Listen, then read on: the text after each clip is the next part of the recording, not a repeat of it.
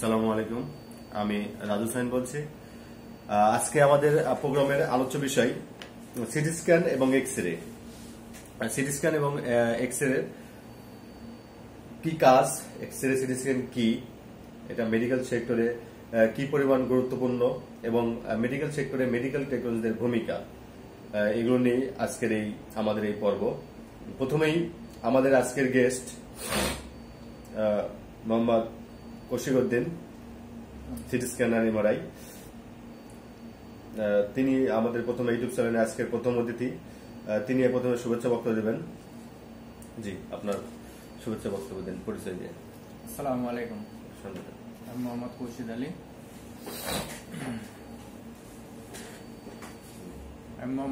আলী। এমনি সিনারি কে বাজার, সিলেট মেডিকেল ডিপার্টমেন্টের। আমার সম্মানিত ভাই রাজ হোসেন ভাই আমাকে অতিথি হিসেবে আমন্ত্রণ করিয়েছেন। আমি তার উপর কৃতজ্ঞ, যেহেতু তিনি একটি বিশেষ বিষয় নিয়ে আলোচনা করার জন্য আর কি আমাকে আমন্ত্রণ করেছেন। যতটুকু পারি আমি তার প্রশ্নের উত্তরগুলো দেওয়ার চেষ্টা করব এবং দেশ এবং দেশের জাতির জন্য কিছুটা হলেও উপকারে আসবে ইনশাল্লাহ। জি, আমরা প্রোগ্রামটা সংক্ষেপিত করব, সেজন্য আমরা প্রথমেই আমাদের প্রশ্নের দিকে আমি আবার ফিরে আসলাম। আমরা প্রধানত আজকে জানবো, যেহেতু আমরা আজকে সিটি স্ক্যান এবং এক্স-রে বিষয় নিয়ে কথা বলতেছি, সেহেতু আমরা প্রথমে জানবো এক্স-রে জিনিসটা কি, এক্স-রে কি? এক্স-রে মূলত হলো একটি রঞ্জন রশ্মি, যেটা হাই এনার্জি ইলেকট্রোম্যাগনেটিক রেডিয়েশনের মাধ্যমে কাজ করে থাকে এবং এটি চিকিৎসা জগতে বা রোগ নির্ণয়ের ক্ষেত্রে একটি গুরুত্বপূর্ণ ভূমিকা পালন করে।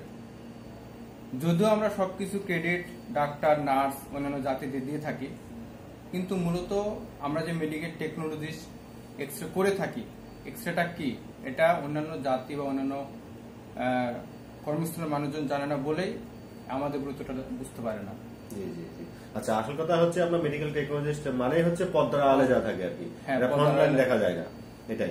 মানে ডাক্তার একটা পেশেন্ট কাজ করে থাকে, এই জন্য মানুষজন এটা বুঝতে চায় না বা বুঝতে চেষ্টা করে। ডাক্তার প্রথমে একটা রোগীকে অ্যাডভাইস করতেছে, তাকে সাজেশন দিচ্ছে, দিয়ে টেস্টটা করতে হবে, তারপর এই প্রেসক্রিপশন নিয়ে আপনাদের কাছে আসে, মেডিকেল টেকনোলজির কাছে আসে এবং তার কাছ থেকে রোগ নির্ণয় করে তারপরে তার চিকিৎসা নেয়। হ্যাঁ, এই যে মধ্যবর্তী একটা মাধ্যম, মেডিকেল টেকনোলজিটা হচ্ছে মধ্যবর্তী একটা মাধ্যম, যেটা আপনার সঠিক যদি আপনার রিপোর্ট না হয় তাহলে সঠিক চিকিৎসাও হয় না। হ্যাঁ, এটা তো অবশ্যই, এটাই। রোগ নির্ণয়টা যদি করতে না পারি, একজন ডাক্তার, নার্স কিভাবে তাদের সেবাটা দেবে, কখনো সম্ভব না। আমরা এক্স-রে সম্পর্কে জানলাম। এক্স-রে আসলে একটা আলোক রশ্মি, আলোক রশ্মির মাধ্যমে মানুষের শরীরে রেডিয়েশনটা পড়বে এবং সেখান থেকে একটা ইমেজ আসবে, যেটা এই অন্য কোন রশ্মিতে এটা কাজ হয় না। এটা একটা হাই ফ্রিকোয়েন্সি রেডিয়েশন, তো এটা মূলত এটা একটা খুব গুরুত্বপূর্ণ একটা। এক্স-রে এবং সিটি স্ক্যান এটা কি সেম জিনিস? এক্স-রে সিটি স্ক্যান সেম, তবে পরিসর অর্থে, বৃহৎ পরিসর অর্থে সিটি স্ক্যান ব্যবহৃত হয়। জি জি জি, যেহেতু দুটোই মূলত রেডিয়েশনের মাধ্যমে কাজ করে থাকে। সিটির কি কোনো পূর্ণরূপ? সিটির অবশ্যই পূর্ণরূপ আছে, কম্পিউটারাইজ টমোগ্রাফি এর পূর্ণরূপ, এবং এটি কম্পিউটারাইজ টমোগ্রাফি, এবং এটি এমন একটি স্ক্যান যা একজন পেশেন্টের বা মানবদেহের বিভিন্ন অঙ্গের ইমেজ নিয়ে থাকে বিভিন্ন অ্যাঙ্গেল থেকে। আচ্ছা আচ্ছা, এবং এটি মূলত এক্স-রে চাইতে বৃহৎ পরিসরে যদি কাজ করে থাকে, তাই এর রোগ নির্ণয়টাও অনেক ডিফিকাল্টি। আচ্ছা, একটা বিষয় জানতে চাচ্ছিলাম, এক্স-রে করার পূর্বে কোনো পেশেন্টের সাধারণ যে এক্স-রে গুলো থাকে, যেমন চেস্ট, আপনার পায়ের যে বিভিন্ন এক্স-রে থাকে, এগুলো করার পূর্বে পেশেন্টের কোনো ব্যক্তিগত সতর্কতা আছে কিনা, মানে তার করণীয় কি কি? একজন পেশেন্টের যে কোনো এক্স-রে করা হোক না কেন, তার ব্যক্তিগত সতর্কতা মূলত তার দেহের, প্রত্যেক মানব দেহের কিন্তু সব অঙ্গ থাকে, অর্থাৎ সব অর্গানগুলো আমাদের সেভ রাখতে হবে। এটি মূলত কাজ। একজন টেকনোলজিস্ট, এক্স-রে টেকনোলজি অথবা সিটি স্ক্যান টেকনোলজিস্ট বা যে কোনো টেকনোলজি হোক না কেন, যদি রেডিয়েশনে যে কাজ করে থাকে, তার প্রধান দায়িত্ব হল সাধারণ পেশেন্টের তার সব অর্গানগুলোকে সেভ করার মতো ক্যাপাসিটি রাখা বা তাকে সচেতনতা করা, জি। এতটুকুই। আচ্ছা। যেহেতু দেখা গেল একজন পেশেন্টের পায়ের সমস্যা, আমরা যদি প্রোটেক্ট সিস্টেম নাও থাকে তবু তার ফ্রিকোয়েন্সি যে রেঞ্জটা আছে, রেডিয়েশন যে রেঞ্জটা আছে, সেটা তার পা বরাবর দিলেই মোটামুটি সে সেফ। মানে যতটুকু তার সমস্যা ঠিক ততটুকুতেই আমরা ই করবো আর কি, সন্তুষ্ট। সন্তুষ্ট আর কি। মানে অতিরিক্ত করতে গেলে তার ক্ষতি হবে, ক্ষতি হবে, রেডিয়েশন ক্ষতি আছে। আমাকে সেভ করার চেষ্টা করতে হবে। মানে এটা মন একটা রোগীকে সেভ করার, মানে সেভ করতে পারে মেডিকেল টেকনোলজি, ইচ্ছা করে যতটুকু পারবে আর কি। কোনো এটা ওয়ে নাই। বুঝবেন বা ওয়েও নাই, প্লাস আচ্ছা, রেডিয়েশন যে ক্ষতি করে এদিকটা অনেকে জানে না। প্রেগন্যান্সি পেশেন্টের ক্ষেত্রে এক্সরে প্রেগন্যান্সি করণীয় কি? পেশেন্টের ক্ষেত্রে এক্সরে প্রধানত করণীয় হলো তার প্রেগন্যান্সির যে টাইম, তার কত মাস হয়েছে সেটার উপর কত মাস থেকে কত মাসের মধ্যে সে এক্সরে করতে পারবে, করলে আর কি কোনো ক্ষতি হওয়ার সম্ভাবনা থাকবে না আর কি, এটা যদি বলতেন। মূলত তার ক্ষতির দিক সম্পূর্ণই একজন প্রেগন্যান্সি পেশেন্টের এক্সরে করতে গেলে তার পুরা টাইমটাই তার ক্ষতি। তবুও যদি তার অ্যাক্সিডেন্ট বলে একটা কথা আছে, অ্যাক্সিডেন্ট বা তার দুর্ঘটনা হয়েছে অথবা এক্সরে করাই লাগবে, মাস্ট বি, তার রোগ নির্ণয়ের জন্য।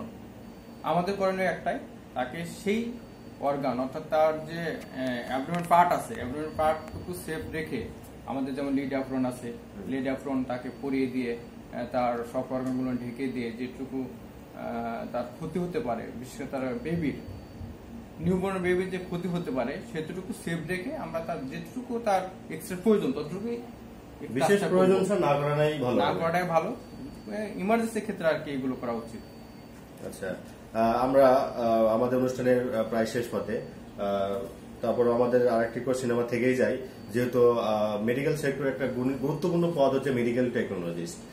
আর এই মেডিকেল টেকনোলজিস্ট নিয়ে আপনাদের কাছে জানতে চাচ্ছি, মেডিকেল টেকনোলজিস্ট মানে মেডিকেল সেক্টরে ভূমিকা, মেডিকেল টেকনোলজিস্টের ভূমিকা কি মেডিকেল সেক্টরে? যদিও আমরা এর আগে আমরা চলে আসছে প্রায় এক্সের মধ্যে কোশ্চেনটা, তার মধ্যে যদি দর্শকের উদ্দেশ্যে মেডিকেল টেকনোলজিদের মেডিকেল সেক্টরের ভূমিকা কত পরিমাণ, মানে কি পরিমাণ ভূমিকা তাদের? মেডিকেল টেকনোলজিস্ট আসলে বাংলা অর্থ অনেকে জানে না, চিকিৎসা প্রযুক্তিবিদ। চিকিৎসা প্রযুক্তিবিদ শব্দটা শুধু যে একজন পেশেন্টের সাথে রিলেশন তা না, এটা ডাক্তার, নার্স সব ক্ষেত্রে এটা প্রযোজ্য। এবং আমাদের গুরুত্বটা ডাক্তার, নার্স এদের চাইতে কোনো ক্রমে কম না। না, আমি জানি আপনার হচ্ছে মেডিকেল পার্সনের তিনটা স্টেপ, একটা হচ্ছে ডাক্তার, মধ্যবর্তী মেডিকেল টেকনোলজিস্ট, তারপর নার্স। কারণ ডাক্তার হচ্ছে প্রথমে হচ্ছে রোগীকে প্রেসক্রিপশন দিতে পারবে, দিয়ে আপনি এই সমস্যা, আপনি এগুলো টেস্ট করে নিয়ে আসেন, আমরা কনফার্ম হই, তারপরে সেটা জিনিসটা মেডিকেল টেকনোলজির কাছে আসবে। মেডিকেল টেকনোলজি সেই রোগটা আইডেন্টিফাই করবে এবং সেটা ডাক্তারের কাছে পৌঁছাবে। ডাক্তার সেটা দেখে রোগীকে বিভিন্ন অ্যাডভাইস করবে, চিকিৎসা দিবে। এবং সেটা মূলত যে কাজটা হচ্ছে আমাদের, ডাক্তার প্রেসক্রিপশন করার পরে সে কিন্তু কনফার্ম নেই যে সে কি ওষুধ লিখবে অথবা কি সমস্যা পেশেন্টের, এটা সে জানে না, একজন নার্সও জানে না।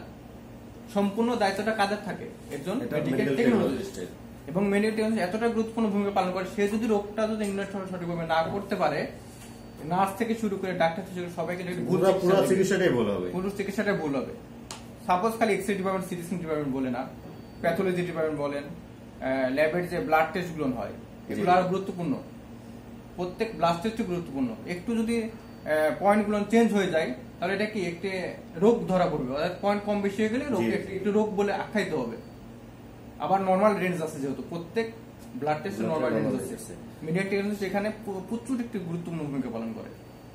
একজন ডাক্তার সেই পয়েন্টের উপর ডিপেন্ড করে চিকিৎসাটা দেয়। যদিও ডাক্তাররা এবং নার্সরা সম্পূর্ণ সামনের দিনে আমরা ল্যাবের একজন টেকনোলজিস্ট নিয়ে আসার চেষ্টা করব তাদের প্যাথোলজির বিষয়গুলো জানার জন্য। এবার আমরা লাস্ট কোর্সে চলে আসছি প্রায়। এটা আমরা জানবো মেডিকেল টেকনোলজিস্টদের দক্ষতা উন্নয়নে প্রতিটা মেডিকেল টেকনোলজি নিজ নিজ করণীয় কি?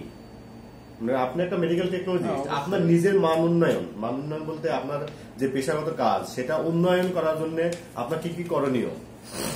একজন মেডিকেল টেকনোলজিস্টের সর্বোচ্চ পর্যায়ে দক্ষতা অর্জনের ক্ষেত্রে তার প্রধান যে কাজটি করতে হবে, তার শুধু পড়াশোনার ভিত্তিতেই শুধু সে দক্ষতা অর্জন করতে পারবে না। তার দক্ষতা অর্জনের মূল লক্ষ্যটা হতে হবে তার পড়াশোনা প্লাস প্র্যাকটিক্যালি এবং সঠিক জ্ঞান, সঠিক দিক নির্দেশনা আর তার ক্যাপাসিটি থাকা লাগবে। জি, জি। যদি সে পড়াশোনা করলো অথচ সে প্র্যাকটিক্যালি তার যে আসল মূল থিমটা যদি না জানে, তাহলে সে কাজে এসে ভুল করবে। সালাম।